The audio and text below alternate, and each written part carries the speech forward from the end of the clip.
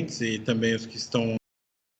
Gente, hoje eu optei por fazer uma aula um pouco mais tranquila, digamos assim, né? Uma semana um pouco atípica, né? Hoje é a primeira aula de farmaco que a gente está tendo nesse esquema híbrido, né? De presencial e online ainda, né? Então, falei, vou pegar leve com os meninos, né? Dar uma aulinha mais tranquila, porque o que a gente tem que ver ainda até o final do semestre em tese? A gente tem que ver anestésicos, que na verdade aí tem várias aulinhas, né? Para adiantar para o ano que vem, quando vocês tiverem anestésico, que vocês têm no primeiro semestre do ano que vem. Então a gente vai falar de opioide, de MPA, enfim, obviamente que eu não vou entrar muito nos protocolos, mas vou tentar mostrar para vocês já os principais medicamentos, o que a gente usa, enfim, né? Mecanismo de ação e tudo mais. A gente precisa então falar disso. Acho que uma, 2 aulas a gente consegue falar de tudo. Acho que 2 aulas. Lembrando que depois de hoje a gente ainda tem mais 4 aulas até o final do semestre. A gente precisa falar de medicações do trato gastrointestinal, então falar de antiemético, protetor gástrico, uma aulinha, meia aulinha a gente fala disso. Insulina, que é facinho, insulina é besta, assim, meia horinha a gente fala, uma horinha. E antihistamínico, se não me falha a memória. O resto a gente já conseguiu falar tudo, né? Então hoje a gente vai falar de medicamentos do sistema respiratório. Óbvio que a gente não vai falar, o Renan até perguntou antes da aula, então vai falar de antibiótico? Não, antibiótico vocês tiveram no semestre passado, né? Então a gente vai ver hoje os principais... que você está olhando, Renan? Que você quer? Era para vocês terem tido no semestre passado, acho que eu vou reformular pela cara do Renan, mas a gente vai falar de medicamentos que atuam especificamente no trato respiratório, né? Então, quem tiver dúvidas, eu acho que até mandei para vocês, não lembro se eu mandei minhas aulas de antibiótico, anti-inflamatório. Se quiserem, depois eu mando. Para quem tiver interesse, eu mando aí no e-mail minhas aulas de antibiótico, anti-inflamatório, enfim, né? Então, hoje a gente vai falar de basicamente 4 grupos de medicamentos, tranquilinho, e vamos discutir bastante, tentando sempre jogar um pouco mais para a prática, falar um pouco da clínica, né? Não quero que vocês tenham essa parte clínica, obviamente, aqui, mas que já se habituem a pensar um pouco como clínico e principalmente na hora de usar esses medicamentos. Então, pessoal, doenças do trato respiratório são queixas muito comuns na medicina veterinária, especialmente em pequenos animais, né? E a gente sempre tem, assim como a gente falou até agora de cardio, a gente falou de rim, a gente sempre tem que achar a causa de base, né? Então a gente tem, por exemplo, que doenças que vocês conhecem aí de doenças do trato respiratório? Oi? Pneumonia, boa. Então pneumonia é uma inflamação do parênquima pulmonar, beleza? E essa pneumonia ela pode ser, está muito em vogue hoje, né? Está muito na moda, viral, né? Se a gente pegar o Covid, causa uma baita de uma pneumonia viral, bacteriana, né? Fúngica, beleza? O que mais? Bronquite, asma, né? Quando a gente tem bronquite, a gente pode ter até causas bacterianas, mas geralmente bronquite, asma estão mais relacionadas a alérgenos, né? Então, bronquite alérgica, asma, beleza? O que mais? Oi? Não entendi. Cavalo.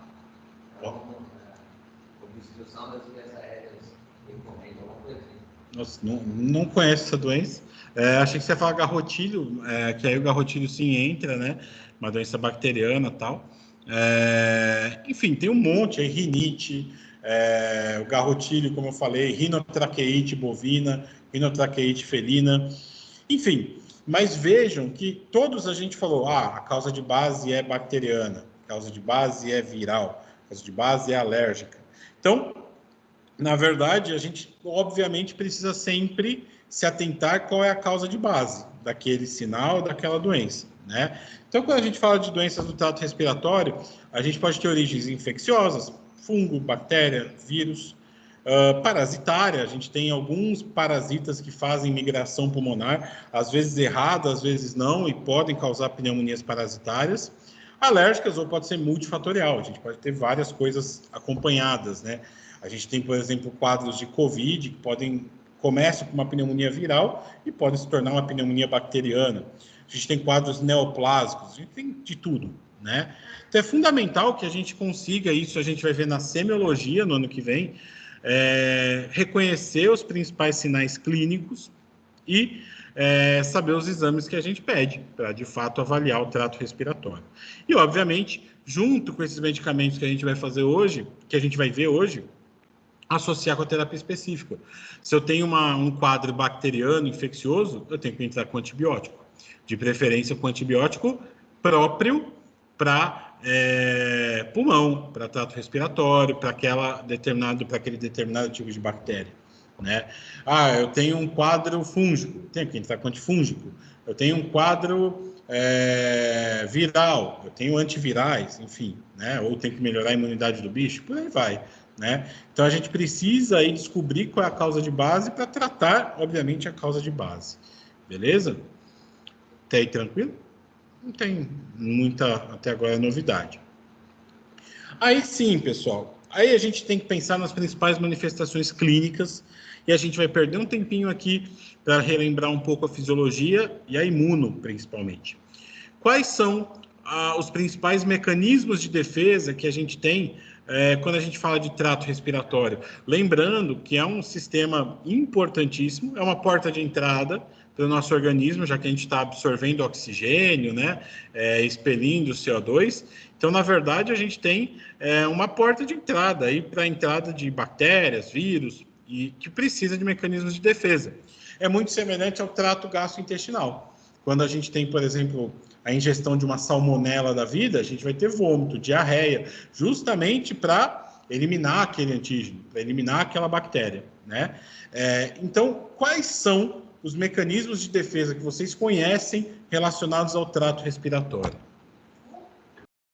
Muco, boa. Então, primeira coisa, produção de muco, né? Quando a gente tem algum antígeno no nosso trato respiratório, reconhecido no nosso... E aí? Entra aí. Quando a gente tem algum antígeno reconhecido no nosso trato respiratório, a gente tem um aumento da produção do muco, né? E essa produção de muco exacerbada pode ser interessante, pode se tornar um problema, né? Então, quando a gente tem a produção de muco, qual que é o intuito da gente produzir mais muco se a gente está com uma alergia, se a gente está com uma pneumonia? Por que a gente vai produzir mais muco? Para que serve o muco?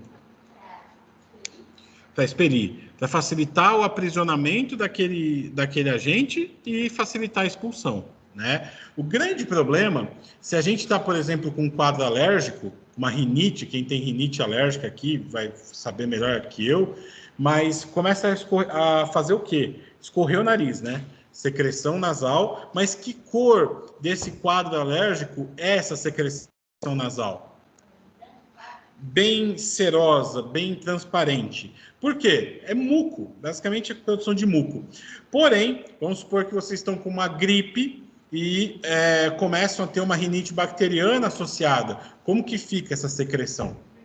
Esverdeada, purulenta, amarelada, né? Por quê? O que é essa secreção esverdeada, amarelada?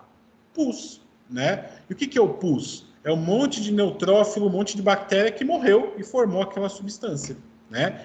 Então, esse é um grande problema do muco, grande problema. É um mecanismo de defesa, só que quando eu começo a produzir muito pus, tem contaminação bacteriana, esse muco vai se tornando cada vez mais espesso, mais viscoso. E aí eu não consigo, fica mais difícil para eu eliminar. Beleza? Mas tranquilo. O que mais que a gente tem de defesa aí do trato respiratório?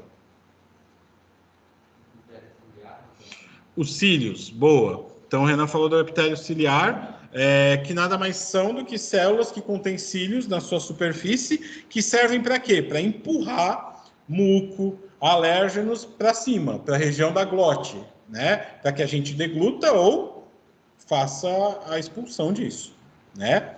Então, cílios. Tanto é que quadros imunossupressores, o frio intenso, por que uma das causas da gente ter mais pneumopatias no frio? Além da imunossupressão, além de ter todo um estresse térmico, aumento do cortisol, tem a questão da diminuição da atividade dos cílios, né? Quando a gente está numa temperatura muito fria, os cílios param, e aí é um mecanismo de defesa a menos, né?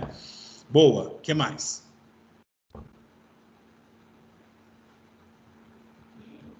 Espirro, tosse. O que é o espirro e a tosse? Espirro mais relacionado a vias aéreas superiores, então laringe para frente, né? Cavidade nasal, seio nasal, laringe. Então, espirro é uma explosão de ar para você expulsar alguma coisa. Tanto é que quem tem rinite alérgica vai ter muitos espirros. Por quê? Para expulsar aquilo, né? E a tosse? Mesma coisa, é uma explosão de ar, só que geralmente relacionada a trato respiratório inferior. Traqueia, brônquios bronquíolos e alvéolos, né? Então, geralmente, tosse e espirro estão relacionados a manifestações de vias aéreas inferiores, no caso da tosse, e superiores, no caso do espirro, né? Que mais que a gente tem de mecanismo de defesa?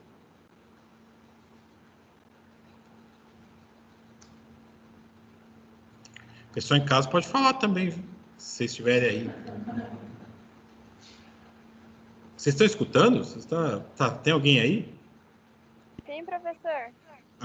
Então tá bom. Vocês podem falar também.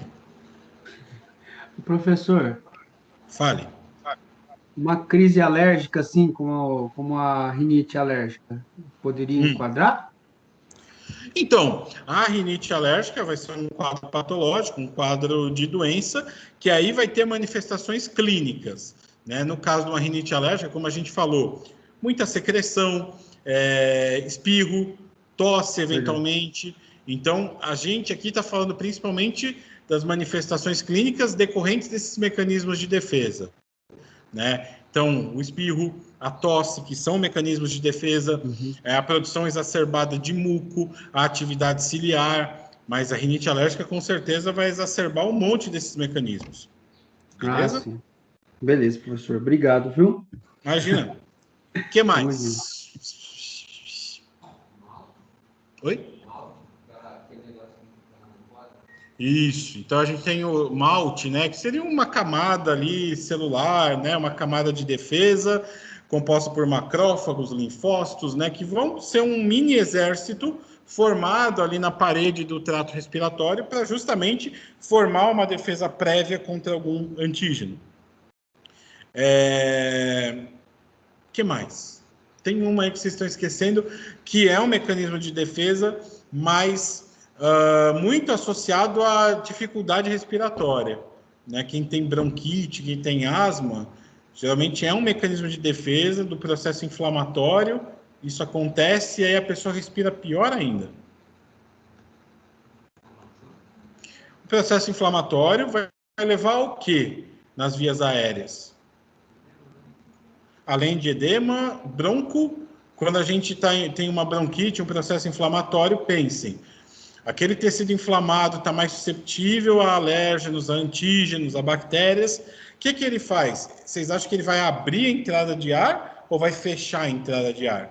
Vai fechar, né? Então, um outro mecanismo de defesa muito importante é a broncoconstrição, né? E isso, por um lado, é bom, porque aí você fala, bom, vou fechar a casinha para não entrar nada. Mas, por outro, é ruim. Você está dificultando a entrada de ar, né? Então, você faz uma broncoconstrição. Já enveredando um pouquinho mais para a sêmio, para a clínica, como que a gente percebe essa broncoconstrição? Dispneia, então a gente começa a ter dificuldade respiratória. Tá aí até nesse slide, pessoal, vejam aí na última linha, dispneia. Se alguém ainda não sabe o que é dispneia, tudo que é relacionado a pneu é câmara de ar. Então, pneu de um carro nada mais é do que uma câmara de ar. Então, pneu é ar, câmara de ar. Pneia é tudo relacionado a respiratório. Então, apneia, o cara ficou sem respirar. Dispneia, dificuldade para respirar, tá?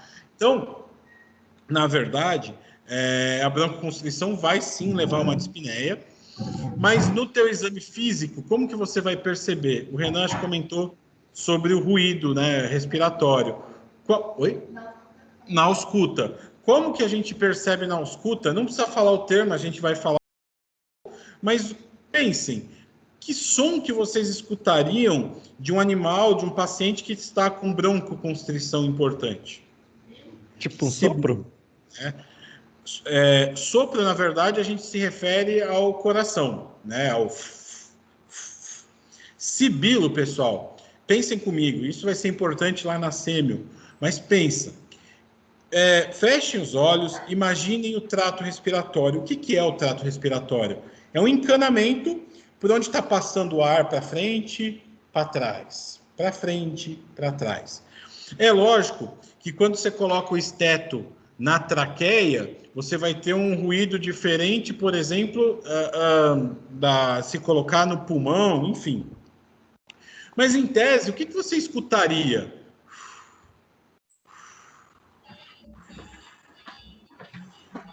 Por quê? É ar passando dentro do encanamento.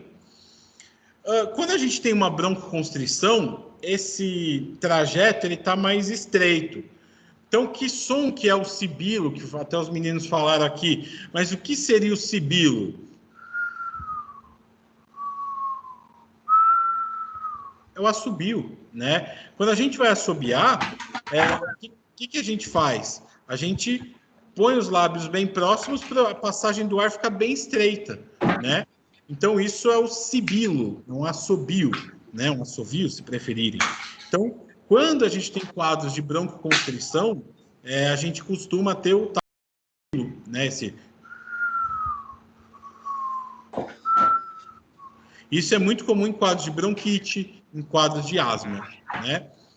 Da mesma forma, já que a gente falou do sibilo, só para... A gente não vai viajar muito, porque aí é na sêmio, mas pensem comigo que a gente falou muito da viscosidade do muco. Pensem, então, um encanamento, onde está havendo a passagem de ar, e agora eu coloquei dentro desse encanamento uma geleia bem viscosa. Acho que já estão adiantando o barulho. A gente está com uma geleia bem viscosa dentro desse encanamento. O som que o ar vai fazer quando passar por essa geleia vai ser um... né? Ou seja, o que é isso?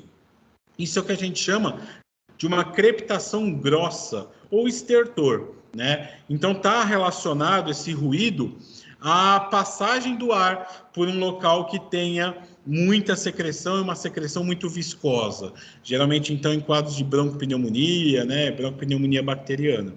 Beleza? Então, esses são alguns dos principais ruídos respiratórios que a gente tem na prática, né? Intolerância ao exercício, que a gente está vendo aí, obviamente, se a gente tem um sistema que é responsável por trazer oxigênio, se esse sistema está com algum problema, eu não trago oxigênio adequadamente, consequentemente, qualquer esforço no qual eu precise, que eu tenha uma demanda por energia, que eu tenha uma demanda por oxigênio maior, a gente vai ter para fazer essa atividade, para fazer esse exercício. Beleza? Sobre a secreção, é o que a gente já comentou. Secreção serosa, geralmente associada a um processo inflamatório mais agudo, um líquido mais fininho, menos viscoso. Muco purulento, aí a gente já tem uma secreção esverdeada, catarral, geralmente associada a um quadro bacteriano, né? E hemorrágico, quadros neoplásicos, quadros fúngicos, pessoal. Então, secreções nasais sanguinolentas podem estar relacionadas a rinites, a quadros fúngicos, já que a maioria das infecções fúngicas leva a uma destruição óssea, o que a gente chama de osteólise, quebra do osso. Beleza? Então, essas que estão em verdinho aí, estão mais relacionadas às vias aéreas superiores, né? E o que está em vermelhinho, mais relacionado às vias aéreas inferiores. Beleza? Tranquilo, pessoal? Tá aí? Chegado? Beleza, professor. Então, pessoal, ótimo. Então, a gente vai falar basicamente do quê? Na verdade, esse anti-inflamatório que está no final, a gente vai falar um slide apenas sobre antihistamínicos, né? Até porque a gente vai ter uma aula sobre antihistamínicos, então a gente não vai dar spoiler, né? Então a gente vai falar sobre expectorantes. Eu vou falar os grupos, esse aqui a gente usa bastante, esse aqui não usa. Antitussígenos, em que situações? Porque todos esses grupos, pessoal, a gente vai ter indicações e contraindicações, né? Alguns, questão de conduta da minha criação, que aí vocês fiquem à vontade para vocês, obviamente, daqui 2, 3 anos, quando se formarem, vocês vão ter a conduta de vocês, e acho que isso é totalmente salutar. Então, vocês podem chegar aqui e falar, não concordo com o Felipe, e é tranquilo. Mas eu vou falar o que eu acho, e aí a gente pode até debater. Os broncodilatadores e os descongestionantes, tá? Então, esses são os principais grupos que a gente vai falar. Pessoal, o que é um expectorante? Antes da gente começar a falar desses caras, o que é um fármaco que tem uma ação expectorante?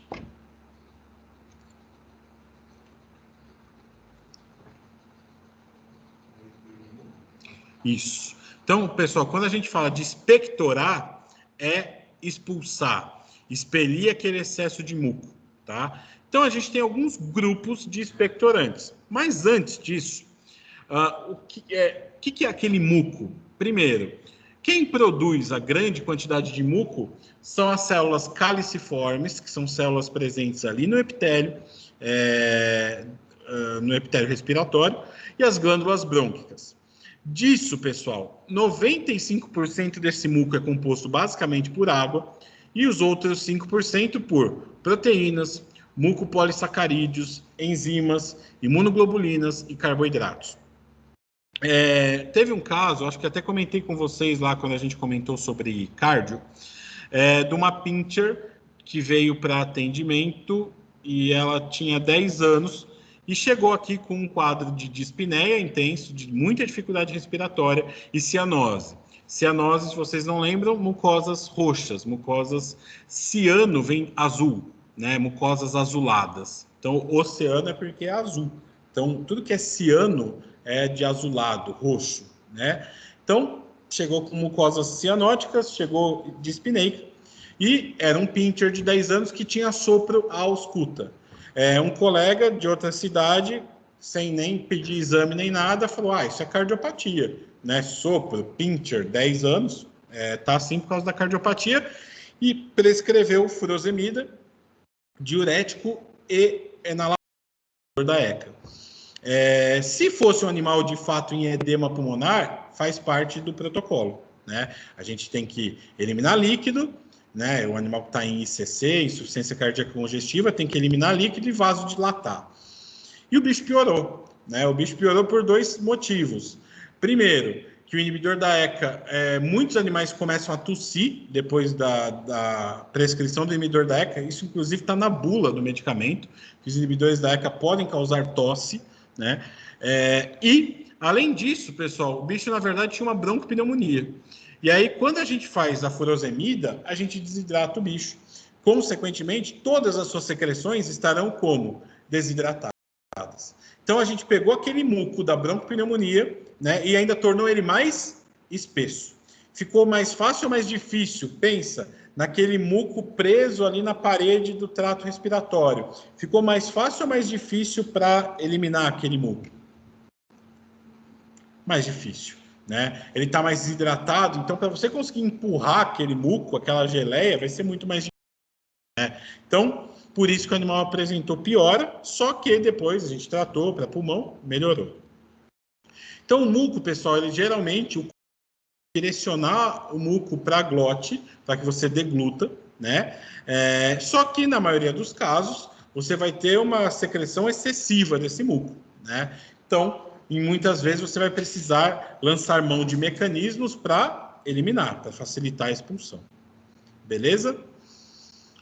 Então, pessoal, qual que é o objetivo dos expectorantes? Facilitar a expulsão desse muco, né? E muitas vezes, alguns deles até aumentam a quantidade na tentativa de facilitar a expulsão, de aumentar a quantidade, só que ele fica menos espesso, mas a gente não costuma utilizar esse tipo de expectorante na medicina veterinária, até por ter alguns efeitos colaterais que a gente vai discutir. E a maioria deles, que aí a gente usa bastante, eles diminuem a viscosidade das secreções, torna mais fácil expulsar aquela secreção, né?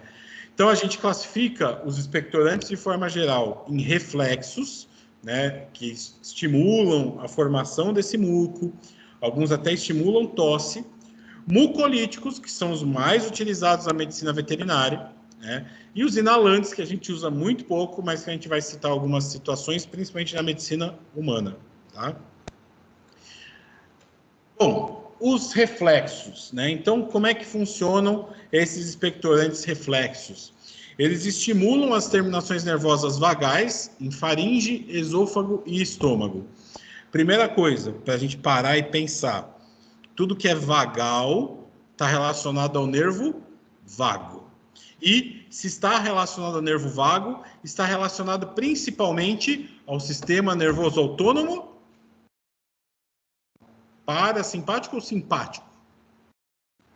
Parasimpático, certo? Tudo que é vagal, deixa tudo mais lento, repouso, digestão, parasimpático, beleza? Então, pessoal, esses medicamentos eles vão estimular o sistema nervoso autônomo parasimpático na região da faringe, esôfago e mucosa gástrica, né? Com isso, eles aumentam a produção de muco pela mucosa respiratória, né? E podem também, até como um efeito colateral, mas que vai servir aqui para diminuir a viscosidade, como eles causam náusea, quando a gente está nauseado, o que começa a acontecer? A gente começa a salivar, né? Então, por estímulo parasimpático, né? Então, eles também têm essa ação nauseante, de estímulo do vômito. Tá? E os principais exemplos que a gente tem de expectorantes reflexos são o iodeto de potássio, a guaifenesina, que é o xarope Vick, todo mundo já deve ter tomado o Vick aqui, né? E é um expectorante, e o xarope de ípeca, que é mais utilizado até como indutor de êmese do que como um xarope expectorante. O gosto é horrível, extremamente amargo, enfim, né? Mas a gente vai falar dela mais para frente. Oi.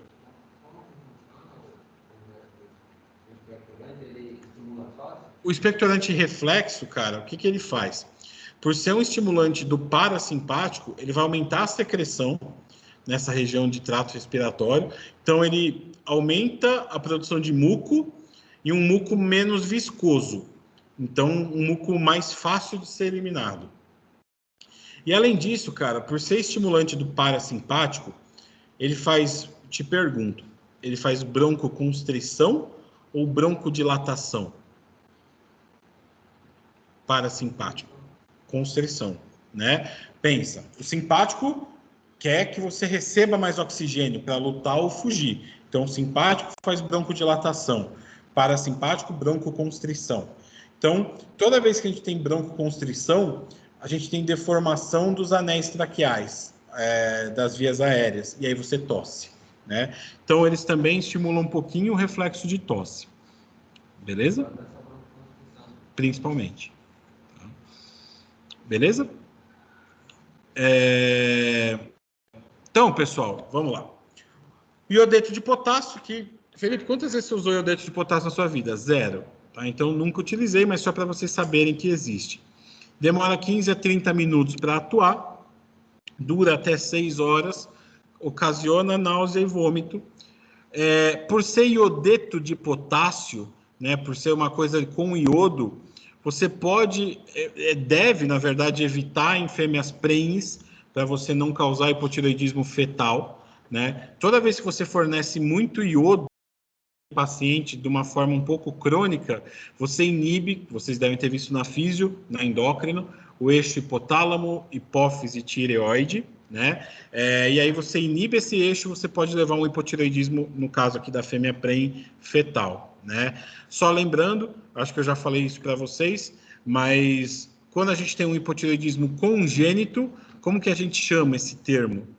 Como que a gente chama um animal que nasceu com hipotireoidismo e, portanto, tem retardo mental, retardo de desenvolvimento? Vocês já devem ter chamado o irmão de vocês, principalmente, disso. Quase. Hoje faz tempo que eu não escuto esse termo. Oi? Não.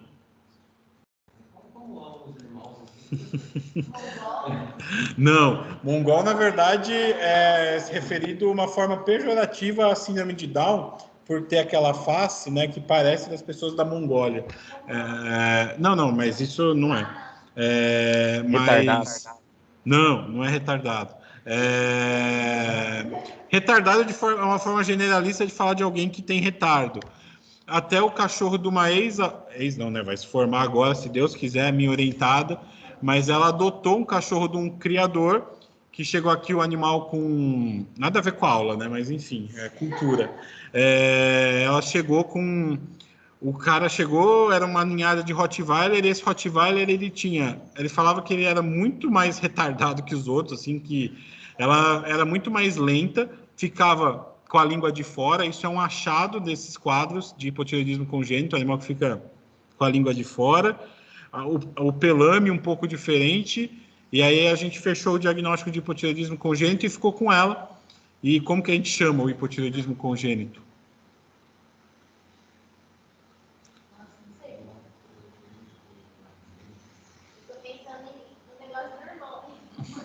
Não. Quando você fala, você é um... Não. Cretino. Pois é. Então, quando você chama alguém de cretino, você está dizendo que ela é uma pessoa com retardo mental, desenvolvimento, portanto, você pode até explicar para a pessoa, depois que você chamá-la de cretino, o que quer dizer. Isso, para pisar. Isso, exato, para pisar bem mesmo, né? E da mesma forma, pessoal, que o filhote ele pode ter uma disfunção do eixo hipotálamo hipófise tireoide, a utilização crônica num qualquer paciente pode levar ao hipotireoidismo, tá? Então, como eu falei, nunca usei o expectorante iodeto de potássio, mas só para vocês saberem que existe, né? Vick, xarope Vick, que é guaifenesina, né? Ótimo efeito relaxante muscular, então por isso que ele causa aquela sensação de alívio. A guaifenesina é o xarope, né? A pomada Vick não é de, se não me falha a memória, não é de guaifenesina, até preciso pesquisar depois. Mas ele causa aquela sensação de alívio, porque causa broncodilatação, né? Então, causa um efeito relaxante muscular, então você respira melhor, né? Muito bem, o xarope Vick, muito bem absorvido por trato gastrointestinal. Também é um inibidor da agregação plaquetária, como o AAS, né? Que a gente viu na aula retrasada, que é um inibidor da agregação plaquetária, e dura de 4 a 6 horas. Felipe, quantas vezes você passou xarope Vick para os seus pacientes? Nenhuma também, nesses quase 13 anos de formado, mas só para vocês saberem que existe. Beleza? Felipe, dá certo passar Vick Vaporub no peito do bicho? Nunca tentei também. Tá? Os pelos, acho que não vai ser muito bom, ele vai lamber, vai fazer um estrago. Não recomendo, tá? Como forma de experiência, depois vocês me contam. Quando falar que fui eu que falei. E o xarope de Ípeca? Como eu disse para vocês, o xarope de Ípeca é um excelente indutor de êmese, mas também serve como expectorante em doses baixas. Só que cuidado, pessoal, porque o xarope de Ípeca em doses um pouco maiores, na dose normal dele, a gente evita em cardiopatas e idosos, porque pode causar algumas alterações de ritmo cardíaco, taquicardia e pode levar à hipotensão dessa substância emetina, que é o princípio ativo, é a base aí do xarope de Ípeca. Beleza? Felipe, quantas vezes você usou xarope de Ípeca? Uma vez na vida. Para induzir êmese, não como expectorante. Agora, no próximo slide, de fato, a gente vai mostrar aí sim expectorantes que a gente usa muito e acredito que todos aqui vão conhecer. Tá? Beleza? Até aí, pessoal? Tranquilo? Aulinha, como eu falei, mas... Oi.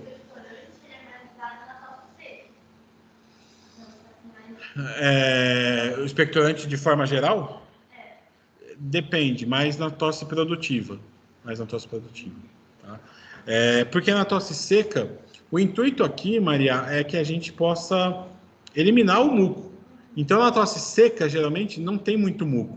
Então, lógico, você vai ter aqui, por exemplo, no próximo slide, da bromexina, que é o Bisolvon. Muita gente já deve ter tomado Bisolvon. E a N-acetilcisteína, né, que também muita gente já tomou, né, que é o Fluimucil. Eles têm uma leve ação a bromexina tem uma leve ação broncodilatadora. Então, até nos casos de bronquite, por exemplo, mesmo sem muito muco, ele dá uma ajudada, né? Mas geralmente a gente vai usar expectorante quando tiver catarro, quando tiver muito muco. Aí a gente pode suprimir a tosse. Por exemplo, uma bronquite alérgica, a gente pode usar um antitussígeno, que a maioria dos antitussígenos também vai ter uma ação broncodilatadora. E um dos mecanismos que está causando tosse é a broncoconstrição, a deformação da via aérea. Beleza? Já está chovendo? Não. Bom. Então, pessoal, os mucolíticos, como diz o nome, quebram o muco, tornam o muco menos viscoso. Então, a ação deles é diminuir a viscosidade. Como a gente falou, o expectorante, de forma geral, serve para eliminar mais muco, né? Mas aqui a gente está atuando não por estimular a tosse ou não por aumentar a formação de muco mais líquido, mas sim por diminuir a viscosidade daquele muco presente, especialmente nos quadros de broncopneumonia ou de pneumonia. Os principais exemplos que a gente tem são a bromexina, o famoso Bisolvon, e a N-acetilcisteína, o famoso Fluimucil. Beleza? Bom, a bromexina, aparentemente, porque até pouco tempo atrás, eu não sei também se já tem um mecanismo de ação correto, mas aparentemente vai causar hidrólise, quebra dessas ligações dos mucopolissacarídeos, né? Quando a gente quebra essas ligações dos mucopolissacarídeos, a gente deixa um muco mais líquido, mais fácil de ser eliminado, né? Além disso, ele tem alguns efeitos secundários. Ele aumenta a quantidade de imunoglobulinas, então ele leva a uma melhor imunidade local pela produção de imunoglobulinas, pela produção de anticorpos. Também possui efeito broncodilatador, né? Então, aqui entra uma discussão que a gente pode deixar para daqui a pouquinho ou fazer agora, eu prefiro fazer agora. O efeito aqui broncodilatador, ele é discreto, tá? Mas aí entra uma questão de conduta lá de Botucatu. Mas podem ter condutas diferentes, enfim, mas aí, como eu falei, eu vou dar meu motivo e vocês pensem, podemos debater.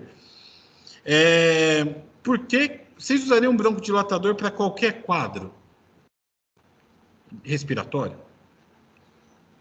Sim ou não? Todos os quadros respiratórios, como a gente falou no começo da aula, tem um fator etiológico. Pode ser infeccioso, pode ser alérgico, pode ser neoplásico, um monte. Mas será que é indicado broncodilatar muito em todos os casos? Não. Eu também acho que não. Em quais quadros eu pelo menos evito broncodilatar?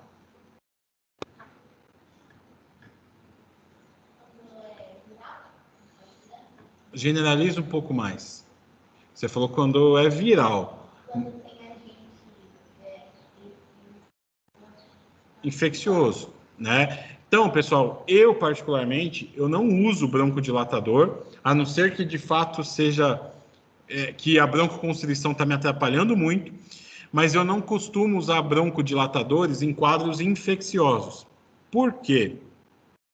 Mas o Bisolvon ele tem um efeito discreto.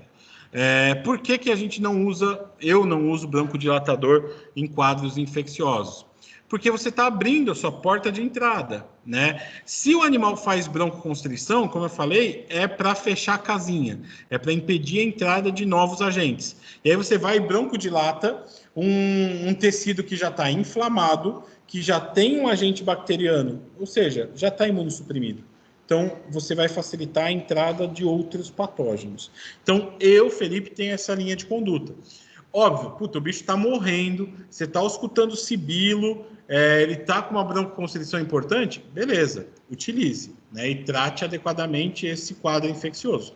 Mas eu, assim, para quadros Ah, eu estou com uma pneumonia. Se o bicho está relativamente estável, eu não faço broncodilatador. Tá? Mas aqui, como eu disse, o efeito broncodilatador do Bisolvon não é nada assim fora do normal, é um efeito discreto relativamente. Não se costumam ter efeitos colaterais, nunca vi efeito colateral do Bisolvon, não é relatado na literatura. E aí está a dose. Então a gente usa muito a bromexina injetável, né, intramuscular, via oral, enfim. O fluimucil, a N-acetilcisteína, também vai ser mucolítico, está no mesmo grupo, né? Ele também vai diminuir a viscosidade, ele quebra pontes disulfídricas das mucoproteínas, né? Quando inalado, e aí na inalação, não sei se alguém já fez inalação aqui, a gente pode colocar, né, no nosso inalador o que a gente quiser. Então, geralmente, a gente coloca o quê? Solução fisiológica. Para que a gente usa solução fisiológica numa inalação? Qual que é o intuito de você botar lá a solução fisiológica, além de servir como veículo, como meio para você colocar as outras coisas? Hidratação, perfeito. Então, a gente costuma utilizar a solução fisiológica, por exemplo, numa inalação, para a hidratação das vias aéreas, que é fundamental também para o funcionamento desses mecanismos de defesa, né? O que mais que eu posso colocar? Eu posso colocar no meu inalador antibiótico. Posso fazer um antibiótico lá que seja inalatório. Posso colocar broncodilatador, né? E posso colocar N-acetilcisteína, né? Então, quando a gente faz inalação com N-acetilcisteína, ela vai começar a atuar em 1 minuto. Então, é muito rápido. Também a gente tem xarope de fluimucil, que a gente pode usar por via oral. Tem injetável também. E hoje, a N-acetilcisteína, ela é utilizada por uma gama de ações. Ela é utilizada em pacientes renais, pelo seu efeito anti-inflamatório, pelo seu efeito anti-glomerulonefrite, utilizada em pacientes hepatopatas, como antioxidante.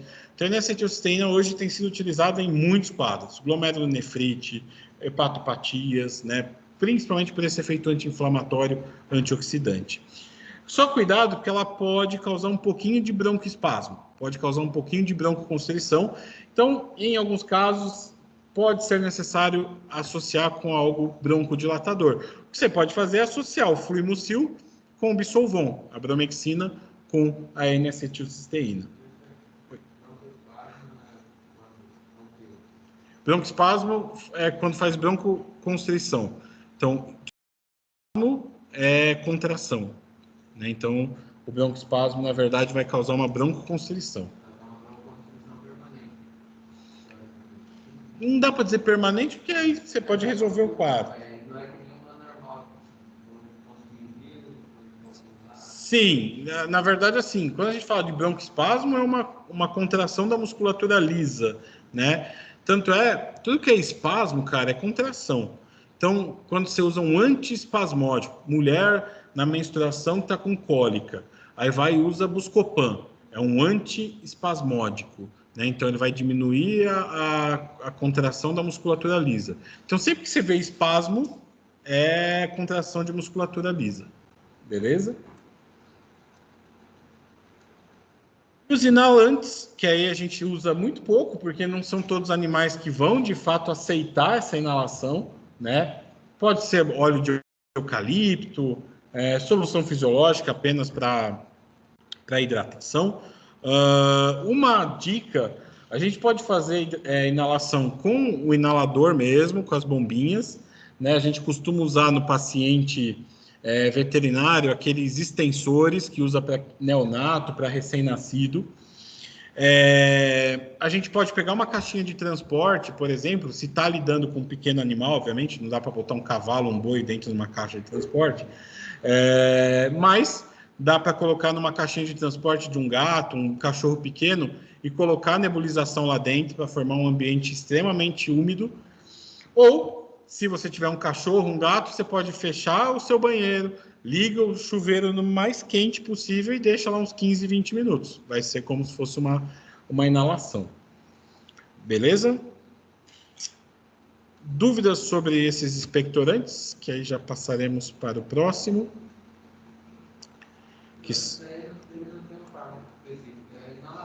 Sim, sim. Seria essa benzoína e o óleo de eucalipto, mas a gente usa pouco, cara. Só lembrando, pessoal, que não sei se alguém aqui já fez às vezes largou uma faculdade e veio fazer veterinária, largou fisioterapia, se usa muito na fisioterapia respiratória tapotagem, né? Que dá para utilizar também nos animais. O que seria tapotagem? É você fazer a sua mão em forma de concha, né? E bater na região do tórax. O que você está fazendo com isso? Você está soltando desprendendo aquela secreção para facilitar a expulsão. Beleza? Então, em animais ou pessoas que estão com muita secreção, principalmente uma secreção viscosa, dá para fazer tapotagem. Bom, então vamos falar agora dos antitussígenos. Tosse, pessoal, é um reflexo de defesa, né, que busca proteger a árvore respiratória e, de forma geral, não deve ser abolido. Novamente, quando que a gente evita suprimir a tosse?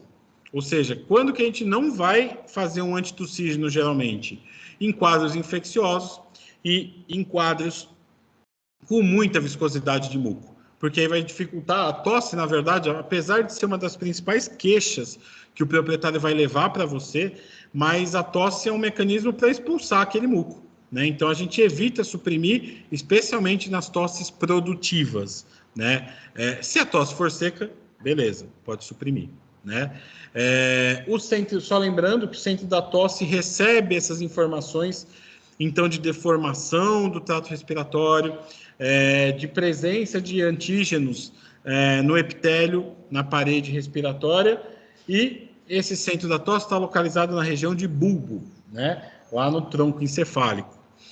E o parasimpático faz broncoconstrição, e isso causa deformação das vias respiratórias e pode eventualmente levar a um quadro de tosse.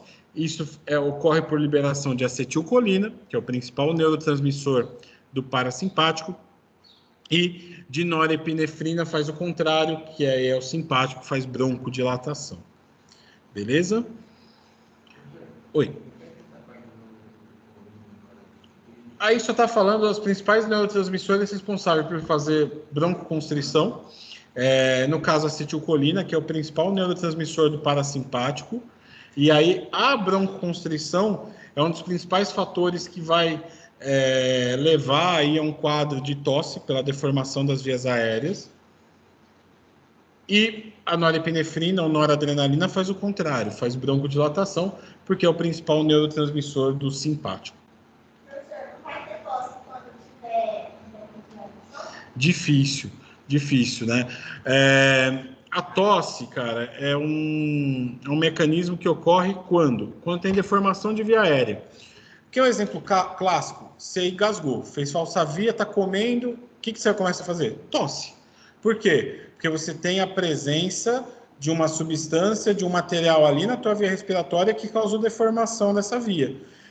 Então, por exemplo, você tem um tumor ali no trato respiratório, que está próximo de brônquio, deformando, então você tem um tumor aqui, você tem a via respiratória e está comprimindo, você vai ter tosse, né? E quando você broncodilata, ele está mais aberto, então, pelo menos dentro dele, vai ser difícil de eu ter um material grande daquele jeito que vai causar deformação das paredes. Então, quando você faz broncoconstrição, qualquer coisinha já vai deformar a parede, beleza? Então é mais difícil quando você tem broncodilatação, principalmente por isso que os principais broncodilatadores, geralmente, eles vão ter uma ação antitussígena também. Então, pessoal, quando a gente fala de tosse, esses receptores de tosse são estimulados por deformação mecânica, principalmente em quadros de broncoconstrição. E quais são as principais substâncias que levam à broncoconstrição? A acetilcolina, que é o principal neurotransmissor do parasimpático, histamina, extremamente relacionada a quadros alérgicos, liberada principalmente por qual célula? Quem libera grânulos de histamina, heparina?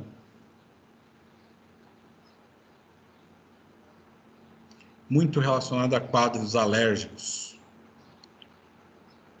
Parça do eosinófilo, quando... basófilo fica mais no sangue. É o basófilo que fica no tecido. tem uma célula cheia de grânulos dentro, mastócito, né? Então, a histamina, pessoal, ela está em grânulos dentro dos mastócitos, principalmente. A gente tem serotonina, também, que causa broncoconstrição, leucotrienos e prostaglandina, que aí são substâncias inflamatórias, são marcadores inflamatórios. Então, quadros inflamatórios, quadros alérgicos, estimulação do parasimpático, todos eles podem desencadear tosse por broncoconstrição. Lembrando também que cardiopatias também podem causar tosse. Por que mesmo que um cardiopata costuma tossir? Que o cardiopata pode tossir. E aí a gente precisa fazer essa diferenciação se é um cardiopata ou um pneumopata.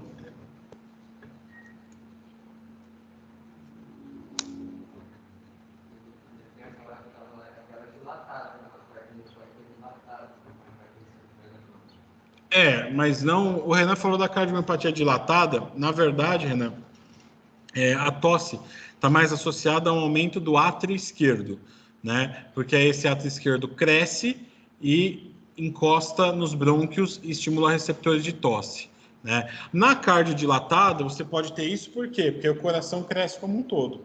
Mas é mais comum, por exemplo, uma degeneração mitral, né? Que você vai ter um aumento da pressão do átrio esquerdo e um aumento do átrio esquerdo. Beleza? Então, pessoal, são fatores totalmente diferentes de um cardiopata tossir para um pneumopata tossir. Mas ambos vão ter tosse. E a gente precisa, como eu falei desse quadro da Pinter, o colega tratou para uma cardiopatia e era pneumopatia, quase matou o cachorro, né? Da mesma forma, se o bicho estiver em edema, não adianta você dar Bisolvon para o bicho, né? Porque o problema dele é líquido no interstício pulmonar. Então, você precisa eliminar aquele líquido diurético.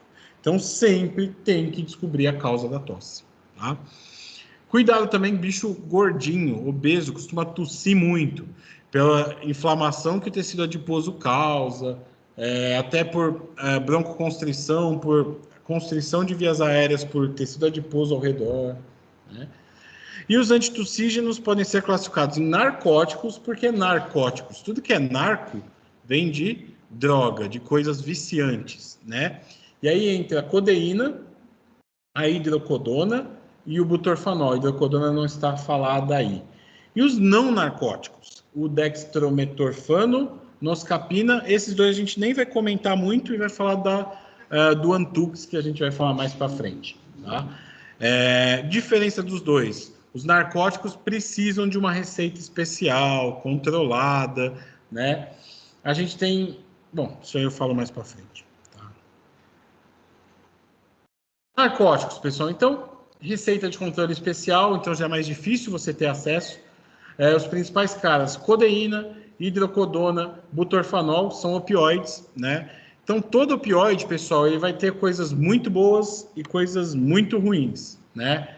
Coisas boas de opioides. Então, você tem lá um parente num estágio terminal de câncer, o cara fica com acesso a uma bombinha de morfina para injetar a morfina nele. Por quê? O que o opioide causa? Por que a gente usa muito opioide? A gente vai falar disso nas próximas aulas de anestésio, dos anestésicos. Mas por que a gente usa muito opioide? Na veterinária ou na medicina humana? Dor, né? Então, a gente tem esses caras como excelentes, ou pelo menos ótimos, analgésicos. Analgésico. Então, Oi? Não, era isso mesmo que eu ia falar, professor. Ah, beleza. E outra, tem vários quadros de, inclusive veterinários ou médicos, que acabam morrendo porque se tornam viciados em opioides, né? E aí o que acontece? Por que as pessoas usam opioide? O cara tá meio deprê, tem acesso fácil por ser veterinário, faz uma receita controlada e começa a injetar opioide. Qual que é o grande problema? Uma coisa, o Michael Jackson morreu por conta disso, mas não usou opioide, usava Propofol, que vai causar um efeito muito parecido. Seria o meio que o opioide causa, que é o que mata mesmo a pessoa? O quê? Seria como um efeito de choque anafilático? Alguns podem até ter, cara, mas não é isso. Apneia respiratória? Choque anafilático. Alguns podem até causar liberação de histamina, mas não é isso. Alguém falou aí, falou parada...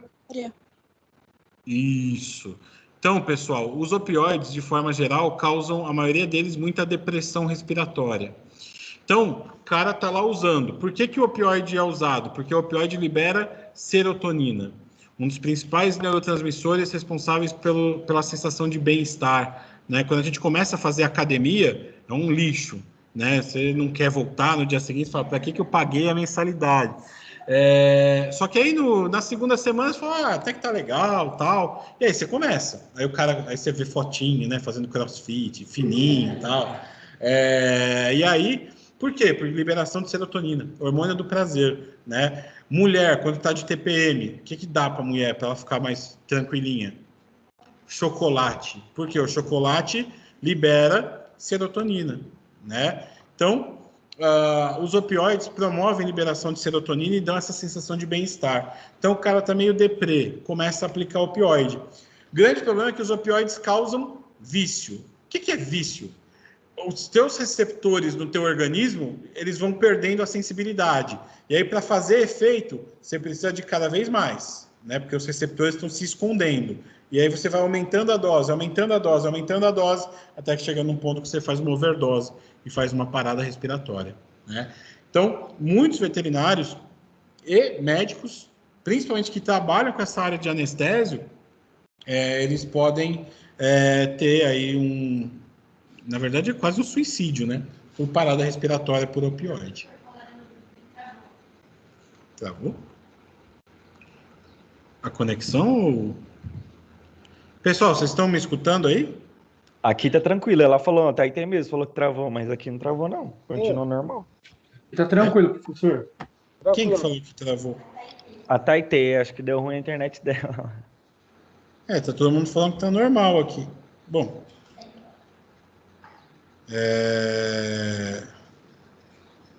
Espera só um pouquinho.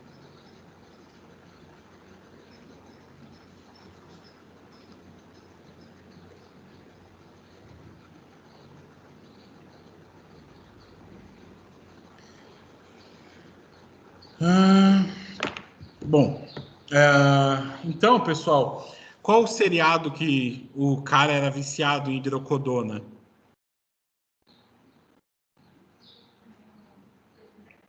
Não. House. O vício do House era em hidrocodona, né? Vicodin, né? Que é o Vicodin, né? Em português. Mas, então, são substâncias extremamente viciantes. Lógico que o cachorro, você não vai ver cachorro injetando opioide, tomando hidrocodona escondido. Mas, né? Elas têm essa coisa, por isso de serem considerados narcóticos, né? Uma vez um cara contando, eu vi que ele contou que um cavalo era viciado em opioide. Se chegasse de manhã, se não fosse aplicar o opioide nele, ele ficava louco. Ele ficava louco na baia para se batendo, até aplicar o opioide nele. Mas deve ser de falar no chão. Aí depois começaram a desmamar ele do opioide para ele voltar a ficar normal. Tipo uma clínica de reabilitação, né? É exatamente isso. Sim. Ô, professor, mas aí, tipo, que nem animal, se é? Como assim?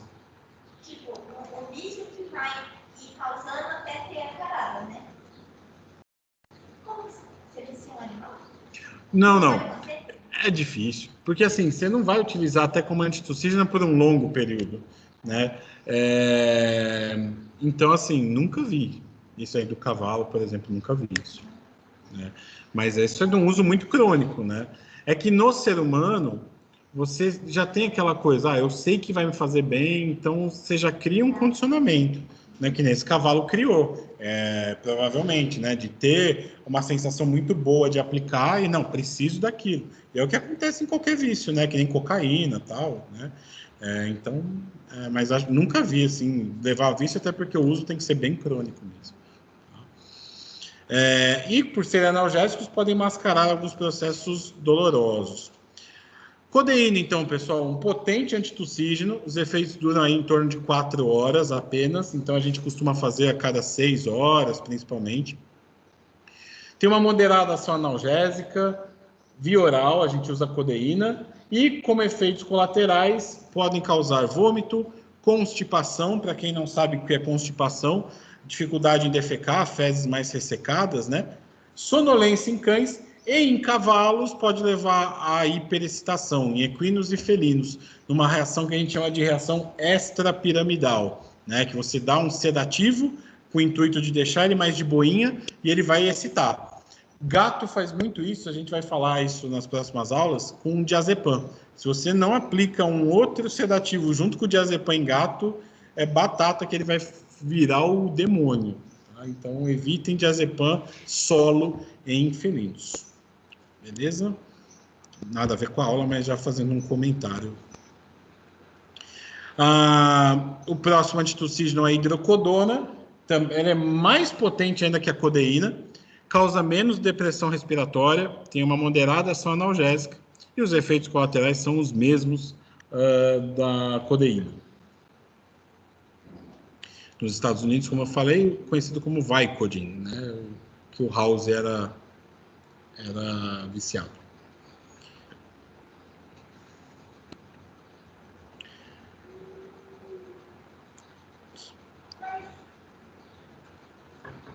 Isso aqui é o opioide, né? Sim, sim. O Butorfanol, que é um potente antitussígeno, ele é 20 vezes mais potente do que a codeína, dura o dobro, só que no Brasil está muito difícil achar o Torbugesic, que é o nome comercial do Butorfanol. Excelente analgésico, putz, anestesista adora trabalhar com ele, só que está um pouquinho difícil achar aqui no Brasil. O pessoal usa muito na anestésio. A gente vai falar disso nas próximas aulas. Por que a gente usa opioide como MPA? Você já teve alguma coisa, já fez estágio que tinha anestésio? Não? MPA é o que a gente chama de medicação pré-anestésica. Então, para você ser anestesiado, primeiro, o que é uma anestesia? Você perde os sentidos, então você não sente nada e não sente dor. Né? Então você dorme e sem sentir dor. Então hoje até já está mudando isso de novo, né? Tem as anestesias multimodais, né? Mas enfim, a gente tinha até pouquíssimo tempo atrás anestesia inalatória como a principal, né? A mais segura. Só que para o bicho dormir com anestesia inalatória, você tem que entubar. Para entubar ele, você tem que fazer uma medicação para que ele relaxe a musculatura e que ele durma, né? Você não vai pegar um cachorro que vai deixar de livre, espontânea vontade de você botar um cano na traqueia dele. Então a gente usa o Propofol, que matou o Michael Jackson, né? Só que o Propofol, ele tem uma dose. Se você usar, foi descoberto que se você usa sedativos antes ou ansiolíticos, você consegue diminuir a dose dos medicamentos, tanto da anestesia inalatória quanto do Propofol, quanto do anestésico, né? Isso é muito bom, você poder diminuir as doses. E é isso que a gente chama de MPA, medicação pré-anestésica. Então, o que você pode usar de MPA? Tem várias coisas, e vai depender do caso. Por exemplo, como foi falado, a gente evita, por exemplo, usar opioide para fazer MPA de retirada de um mastocitoma. Por quê? O mastocitoma é um tumor de mastócito. E o opioide faz o mastócito degranular. Então, você está cheio de mastócito louco, degranulando por qualquer motivo, e aí você usa um opioide, vai degranular, você pode causar uma reação anafilática. Então, não vou usar opioide numa MPA de um bicho que vai fazer masto, né?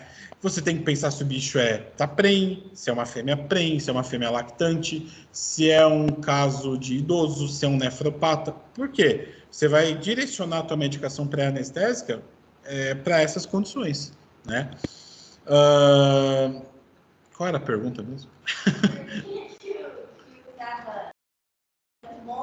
Sim. Sim. E aí o opioide, quando a gente não tem uma contraindicação, como no caso do mastocitoma, você usando opioide, e aí, Shirley? Você usando opioide, você está fazendo analgesia, então o bicho vai sentir menos dor no procedimento. Então, você vai fazer uma cirurgia ortopédica, dor pra cacete, posicionar osso, periósteo dói pra cacete. Você vai fazer uma mastec, que você vai arrancar as 2 cadeias mamárias, né? Dói. Então, isso vai facilitar a tua anestesia, né? Então, o opioide, a anestesista adora. E outra, ele dá uma acalmada, o bicho dá uma sedada, né? Então, ele vai ficar mais tranquilo. Só o opioide vai bastar de MPA? Geralmente não. Você vai precisar usar um diazepam da vida, né? Que é um ansiolítico. Você já fez endoscopia? Já? E quando eu fiz, primeira coisa que o cara falou, vou te dar um diazepam com não sei o quê. Aí eu fiquei, não vou dormir, não vou dormir. Mas já tava dando uma sensaçãozinha tão gostosa, assim, tá dando, sabe, um soninho gostoso. Aí eu ficava, não vou dormir, não vou dormir, o olho já pesando. Aí quando você vê o Propofol entrando assim, nossa, aí você nem se apaga. Então. Mas eu lembro que ele, quando injetou o diazepam, não lembro se era o diazepam ou algum outro, né? Mas quando ele injetou, você fica já com um soninho gostoso, mas aí você tenta lutar contra, mas quando vem o Propofol, Eu tive muita alergia depois que eu fiz. É? Por causa da... Sério? Só se foi do opioide, alguma coisa. Eu, sabe, foquei tudo na garganta, fundo. Estranho, mas você não lembra que foi utilizado. Acho que era Dormonide. Dormonide é opioide. Então. Dormonide, aliás, é o diazepam com... Eu achei que Dormonide era Bom, preciso confirmar. Mas geralmente eles associam com algum opioide para você ficar mais sedado. Bom, não narcóticos, que a gente tem o Antux, que é de boa, não precisa de receita controlada, que é a levodropropizina. Até tem um slide para isso e não tem para aqueles outros que eu citei na primeira página, lá no primeiro slide de antitussígeno, que a gente usa bem mais hoje o Antux, né? Tem uma atividade semelhante à da codeína, então é razoável, causa broncodilatação, né? Diminui a atuação desses receptores de estiramento e um efeito importante, né? Quando comparado ao opioide, não causa depressão respiratória. Então, é bem tranquilo para utilizar. 1 gota por quilo a cada 8 horas ou a cada 12 horas. Mas, como eu falei, pessoal, quando utilizar antitussígenos, especialmente em tosses não produtivas. Quando a tosse for produtiva, enche o saco do proprietário e tal, mas se for produtiva, se tiver característica infecciosa, eu evito. Midazolam, Dormonide, né? Que é um benzodiazepínico. Na verdade foi o midazolam que eu tomei, né? Mas aí colocaram algum opioide junto. O bom dos a gente vai ver tudo isso em aula, mas o bom dos benzodiazepínicos, que é muito utilizado como o MPA, é que eles causam muito pouca alteração cardiovascular. Então é muito tranquilo para você usar no cardiopata, não causa alteração de pressão, entendeu? Bom, os broncodilatadores, para a gente quase terminar. Quando a gente vai broncodilatar, principalmente em quadros graves de broncoconstrição, bronquite, asma, né? E quais são os principais grupos que a gente usa? Os agonistas beta-adrenérgicos, que a gente tem que ter cuidado, porque nem todos vão ser 100% seletivos para os receptores beta dos brônquios. Lembrando, receptores beta dos brônquios são receptores beta 2. Receptores beta do coração, a maioria deles são receptores beta 1, que causam taquicardia, aumento da força de contração. Então, por isso até, pessoal, que a maioria desses broncodilatadores causa o quê? Quando você faz bombinha de salbutamol, enfim, o que causa depois como efeito colateral? Taquicardia, aquela batedeira que a pessoa fala, né? Porque a maioria deles vai ser estimulante cardiovascular. Então, cuidado ao utilizar esses medicamentos em quem? Em cardiopatas, né? E além disso, a gente tem as metilxantinas, teofilina, aminofilina, que a gente vai falar a diferença entre elas, e os anticolinérgicos, né, que vão causar broncodilatação por serem parasimpatolíticos, né? Especialmente a atropina e o glicopirrolato.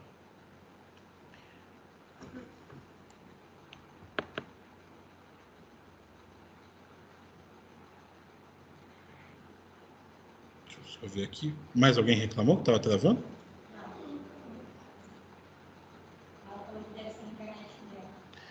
Acredito que sim. Ninguém reclamou?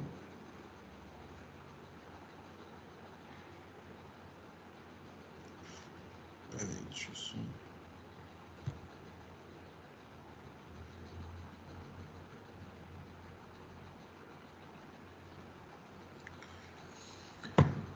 Bom, então vamos lá. Para a gente fechar, os agonistas beta-adrenérgicos vão atuar, vão ser agonistas, então vão estimular esses receptores beta-adrenérgicos. Por ser um estimulante do simpático, vai causar broncodilatação. Além disso, diminuem a liberação de serotonina, histamina, fator de necrose tumoral alfa pelos monócitos, então eles têm uma ação anti-inflamatória também, por isso são muito bons para casos de bronquite e asma. Vão estimular a atividade ciliar, vão reduzir a viscosidade. Então, pessoal, para pacientes com broncoconstrição, com quadros inflamatórios importantes, é uma ótima opção. Cuidado para cardiopatas, como eu falei, porque eles vão causar, na maioria das vezes, taquicardia, aumento da força de contração. Certo? A liberação de serotonina e histamina estimula o quê? São estimulantes da inflamação local. Então, o mastócito, geralmente, quando ele degranula, ele libera um monte de coisa. Histamina, serotonina ali no local, heparina.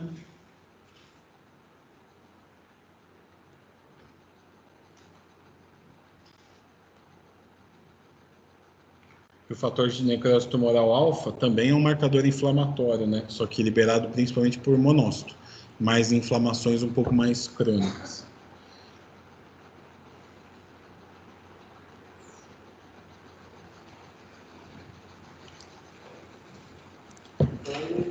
Pode funcionar como mais ou menos anti-inflamatório.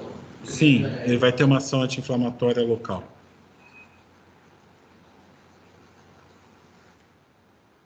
Principais exemplos, pessoal, salbutamol, alguns já devem ter utilizado aqui, que é o Aerotide, o sulfato de salbutamol, o famoso Aerolin, o Clenil, que é uma associação aí de salbutamol com alguma outra coisa que eu não vou lembrar agora, também é um broncodilatador. A terbutalina, que é o Bricanil, também alguns já devem ter utilizado, e o clenbuterol, que é o Pulmonil, também já foi falando. Ah, tá. Beleza. E o Pulmonil, que é o clenbuterol. Todos esses, então, são exemplos de broncodilatadores beta-agonistas. O Seretide é um antihistamínico, né? A gente vai falar dele também no finalzinho da aula. Tá? A gente evita utilizar esses medicamentos também. Aliás, evita não deve utilizar em fêmeas preins, porque eles têm, lembrando que no útero a gente tem receptores beta-2, e quando a gente agoniza, né? Tem um efeito agonista, na verdade, desses receptores, ele vai fazer relaxamento, então pode causar aborto, né? E também podem causar, em doses mais altas, aumento da pressão arterial e tremores também. Beleza? Dá para fazer injetável, alguns deles, alguns por via oral e alguns até inalatório, né? O Clenil, por exemplo, a gente usava muito para fazer inalação. As metilxantinas, que a gente tem como principais caras a teofilina, a teobromina e a cafeína. A cafeína tem um efeito broncodilatador e também tem um efeito estimulante cardiovascular, né? Quem toma café sabe, né, que às vezes causa taquicardia, arritmias, né? A teobromina está muito presente em que outra substância, em que outra bebida que a gente toma? Eu tomo bastante, porque eu não tomo café. Energético, eu falava a mesma coisa de manhã, mas é mais cafeína, guaraná, né? Enfim. Mas a teobromina está muito presente no chá, na maioria dos chás, né? Então. Hã?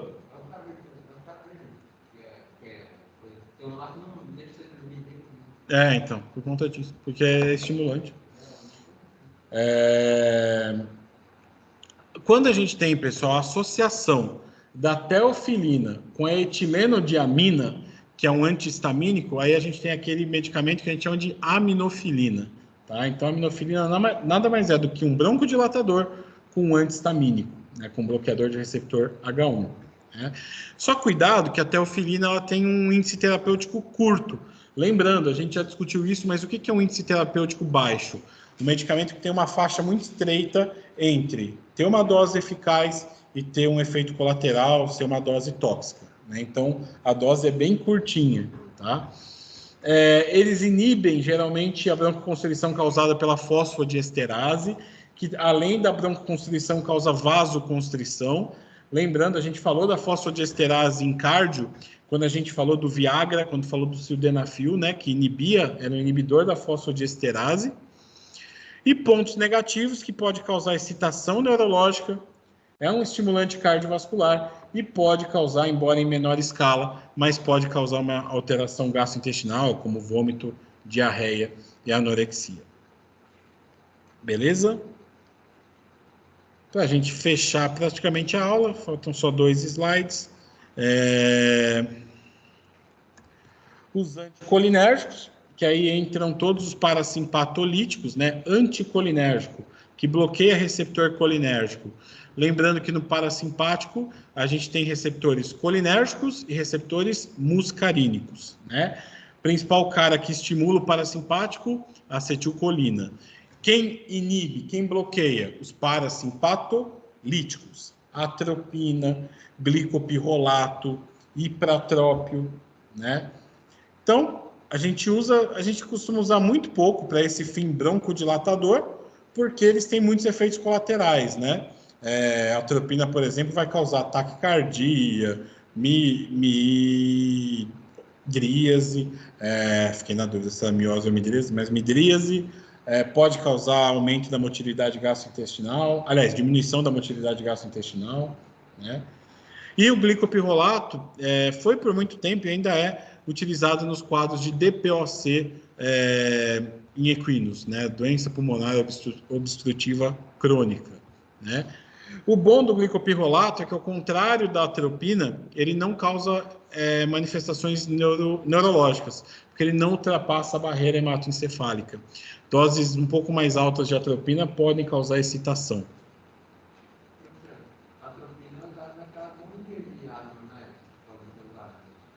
Até pode, mas eu nunca vi. Você já viu a atropina?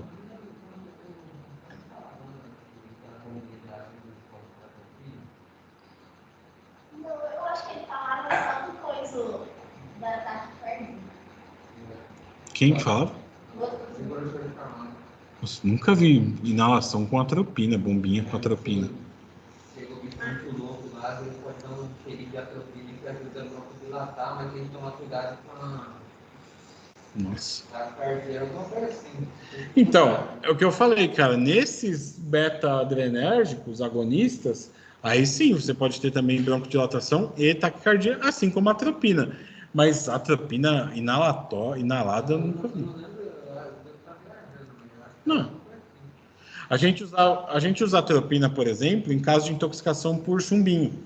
Porque o chumbinho aumenta a concentração de acetilcolina. Ele diminui a degradação da acetilcolina, porque ele bloqueia a enzima que degrada a acetilcolinesterase.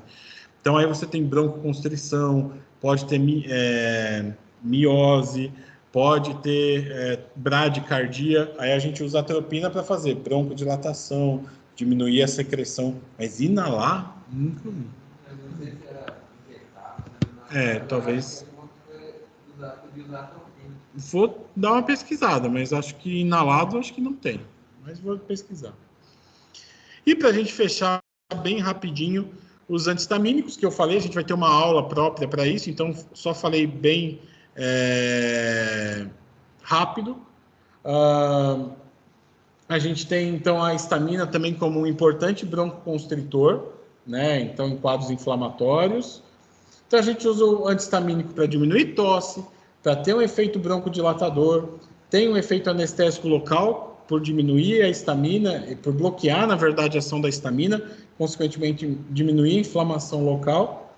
E os principais exemplos de antihistamínicos, a gente tem o Agastem, que é o dimenidinato, a clorfeniramina, que é o polaramine. A clorfeniramina, acho que é o antihistamínico da coristina D, se não me falha a memória, né? Aquele remédio para gripe que descongestiona. a difenidramina e a loratadina, que é o claritin. Você falou agora, eu fiquei na dúvida, Maria, do Ceretide. O que era o Ceretide? Mas eu tenho quase certeza... Deixa eu ver aqui. Deixa eu ver se eu não falei besteira. Ceretide... Na verdade, o Ceretide ele é a associação de fluticasona, que é um corticoide, e de... Viajei, não é antistamínico, não. E de salmeterol, que é um broncodilatador. Então, ele é utilizado em quadros alérgicos, até pelo corticoide. Né? Sim. Então, eu falei besteira, pessoal. O Ceretide, na verdade, até que a Maria citou aqui, que eu falei que era um antistamínico, na verdade, ele é um broncodilatador, né, com um anti-inflamatório com corticoide. Beleza? Dúvidas, pessoal, sobre essa aula?